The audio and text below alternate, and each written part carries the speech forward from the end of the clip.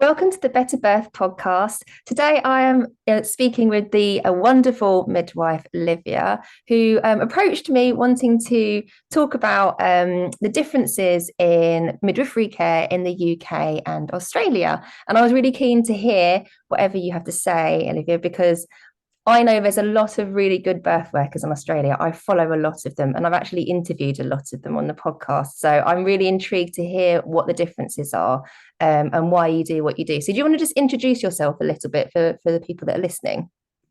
Sure. So, hi everyone. I'm Olivia. First and foremost, I am a midwife. I've been a midwife for quite a few years now. I feel ancient. I am also a midwifery leader. I am a mentor, and I am a small business owner of a little business called Olive. And yeah, I'm here today to share my experience working within the NHS and in Australia. I'm so excited to chat to you. And I'm really glad that you reached out because it is something that I'm really keen to hear about because, my knowledge of the UK maternity system and what it's like to work as a midwife in the UK, I think I have a pretty good idea. And I don't know if my view of the Australian um, midwifery care and model and working in Australia is skewed by the amazing people that I've spoken to, Yeah. like, Dr. Kirsten Small and Dr. Rachel Reed, and all these wonderful birth workers. So I'd love to hear, I guess, first off, what made you decide to make that move from UK midwifery? Yeah, I guess it wasn't really to do with midwifery. It was actually to do with lifestyle. I think I qualified as a midwife in the NHS and I did what everyone did, got a band 5 role, achieved my band 6. I had a real passion for home birth. I was fortunate enough to see lots and lots of home birth as a student, which was just fabulous. I had some great mentors. And I was actually very happy as a midwife at the time working in the NHS. It was nothing to do with that really, but I just wanted to be able to go and have a different life experience, a different way of living, and also care for a completely different demographic of women. I think I knew that moving to Australia was so far away that I was going to then be able to care for women from, different parts of the world that perhaps we wouldn't see as much in the UK. So I guess that's what took me there. And I wasn't disappointed. I arrived and it did take me a long time to settle in. I think if you spoke to any UK person going out there, you have fabulous days and then you have really homesick days. And those homesick days, they become less, but they don't ever go away. But yeah, the lifestyle out there was just completely different. And people kind of worked to live. And obviously you have the weather. Even though I was in Melbourne, people always say, "Oh, the weather in Melbourne's rubbish." Well, I like the season, so I really enjoyed, it getting cold, and we have, having winter and autumn and spring and summer. I love that, but you did have the bright sky, so that was great. But midwifery was very different. I think it was a big learning curve for me. Um, and so yeah, and I think I went out there and I actually went out to a very small private obstetric hospital. And that's where I kind of went wrong. I did do my research. I was just so desperate to get out of there. And that's a characteristic that I talk about a lot when I do my university lectures and things like that, is that I'm very like go, go, go. And so, I was just really excited to kind of get to Melbourne. And I did actually turn up at a very small, they were doing less than 500 births a year, completely obstetric run um, unit, where the women were so elated with their care. They absolutely thought that the care that they were receiving was the best thing ever. And the hospital was like a hotel. It was beautiful. I remember walking in there and there was carpet on the floor, and I thought, this is really weird. Why would you have carpet on the floor of a birth suite? Um, but it was a big adjustment because obviously I was there to facilitate the obstetric, the doctors, and they had gained that relationship with their women. They saw their women at every appointment. They educated their women. A lot of the time the women would have their sort of antenatal education through that obstetrician, or they would recommend somebody to go to. And then I sort of meet them when they're in labour, or perhaps when they're admitted on the antenatal ward. And a lot of the time, the education that they were given perhaps wasn't current or most recent sort of evidence-based practice.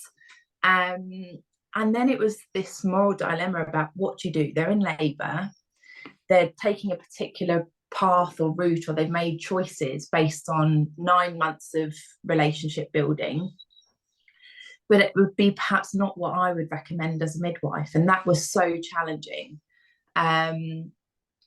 It was even things like, at this particular, and it's not like this in all private hospitals, there are some absolutely fabulous private obstetricians, and I'm not here to sort of say any different. And I think I was looking at some stats, and last year 27% of the Australian population gave birth in a private hospital with a private obstetrician. So it's a really big group of women.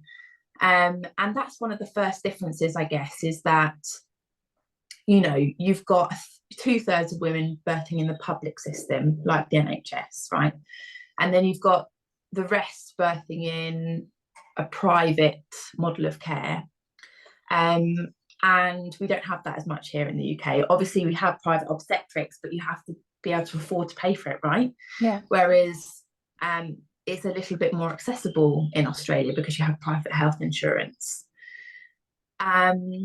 So yeah, and if you talk to the women that have private obstetric care, they can't talk highly enough of it. Most women, I think. I mean, obviously, you're going to have that group of women that perhaps didn't like their care. You're always going to get that. But yes, I think the obstetricians practice in a way that they think is best, perhaps based on their previous experiences. They educate in a way that they think is the best as well, and they can, because they're private obstetricians, those women go to them. So it was really challenging as a midwife to go from being completely autonomous, being the first midwife at home births, into a hospital where I basically was told what to do, and was caring for a woman to the best of my ability that perhaps was making decisions that I would have otherwise educated her to make a different choice. So that was 2 years of my life in Melbourne, and I quickly realised that it wasn't for me. And I wanted to go back to public practice where I could have that autonomy.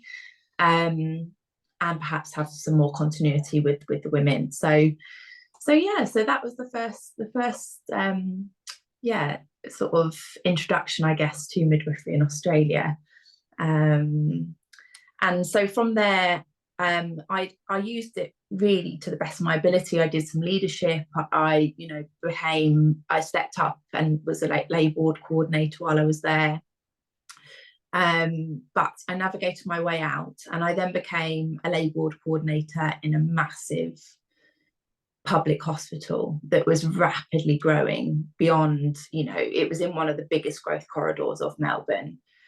And it was like a baptism of fire. I'd gone from like very little responsibility really, into just running this super, super busy birthing suite with all of these midwives who, it was like coming back to the NHS. It was very similar to working in the NHS. I think another difference that I found when I got there was that the women were more educated. I think, like you said, there are so many birth workers in Australia, and women have access to lots of education. I feel like I've come back to the UK now after being in Australia for 9 years, and I definitely think that has improved here as well. Like, I feel like there are loads more birth workers here now, and it is way more accepted. Whereas when I was working in the NHS, 15 years ago, you would rarely see a doula, whereas now there are lots more, and I really appreciate that, and I'm sure the women really appreciate that. But certainly as a midwife, when I moved to the public sector of midwifery practice in Australia, it would be a regular occurrence that somebody would come in with a doula, or they'd done hypnobirthing, or and then there is a completely other side to midwifery in Australia, which is independent midwives, and that is just fantastic. So you might be working in a public hospital, and there might be an independent midwife that has bed rights in your hospital. Oh, wow. Okay. Yeah, so they bring their women in. So the women, will go to these independent midwives, and they are seen throughout their pregnancy in this independent midwifery practice. So they often have these beautiful like houses and loads of plants, and it's lovely, and they get as much care as they want. It's unlimited. And then that midwife will bring that woman in, whether it's antenatally if she needs, review, or, they do combined shared care with the obstetricians as well. Still, it doesn't have to be completely low risk women. And then they bring their women in if they choose not to home birth, to birth in the hospital. And they support their women in the hospital, and they work along, they work with the hospital guidelines, with the multidisciplinary team. So I think also that gives another flair to midwifery, because you've not only got the obstetricians, but you've got these independent midwives, and then you've got the midwives working for that hospital. So it is a really beautiful mix, I feel. And that's different from the UK, isn't it? Because independent midwives, if their client, their birthing person transfers to the hospital, they can't offer care in the hospital, can they? They have to hand over to the NHS midwives.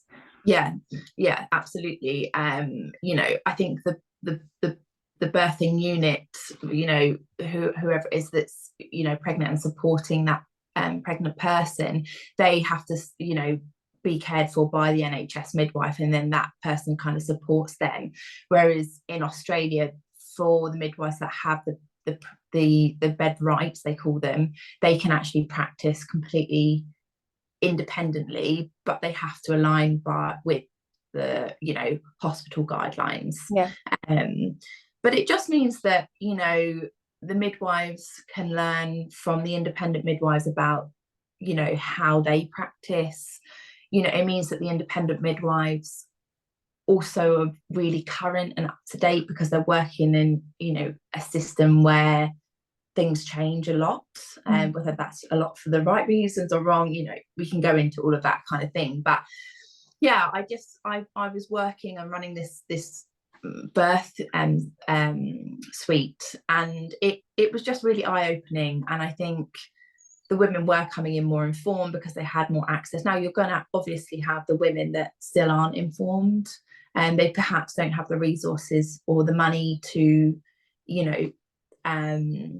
get that education. The hospitals are very similar to the NHS. They still provide antenatal education, because Melbourne is very diverse and transient. They absolutely have that in as many languages as they can, and interpreters, and the usual thing. So yes, you're going to get women come in. You're going to get women come in that haven't had any I guess mainstream maternity care. So I think when I moved to the public system, I felt more at home. I felt like it aligned a lot more with the NHS. I think as a midwife, I found the work-life balance much better. So they offer different shift patterns in Australia. You can do 12-hour shifts, you can do 8-hour shifts, or you can do a combination. And what you very quickly learn is the Aussie midwives work to live. And so not very many of them work what we would call full-time hours.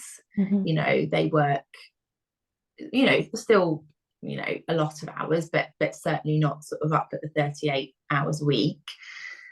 And I guess they're able to do that because they get paid more, ultimately. So, I felt like morale was perhaps better than the NHS, because these midwives are getting more of a rest and perhaps getting paid more. So that was just my experience when I my first few months there. I'm sure having midwives who are compensated adequately and are having a chance to rest and recuperate and recover from a very full-on stressful job means they're able to provide safer, better care, right? Because it's Yeah. one thing we know with midwives in the UK is they're burning out. They're run ragged, they're understaffed, they're not paid appropriately, they don't have time to go to the toilet or drink a sip of water. And that means that they end up potentially providing unsafe care because they make mistakes, or they just don't have the time to focus on the people they're supporting because they're being pulled in multiple different directions. So I'm Yeah. assuming it doesn't happen as much in Australia then. No, I think they still have their challenges. Mhm. Absolutely. You know, they still have resource issues. They're still understaffed. You know, they do. Absolutely more so in some places than others. However, they have ratios. So they have, governing bodies where, those ratios are watched. So they'll look after, I'm just talking about where I work. Again, it does differ, but they will look after sort of 4 postnates in the day and between 6 to 8 postnates at overnight, right? And then in labour, it's often one-to-one care. It is. I mean, you'd only ever get, somebody that's birthed and is going to be moving over to the postnatal ward and a labourer. Yeah.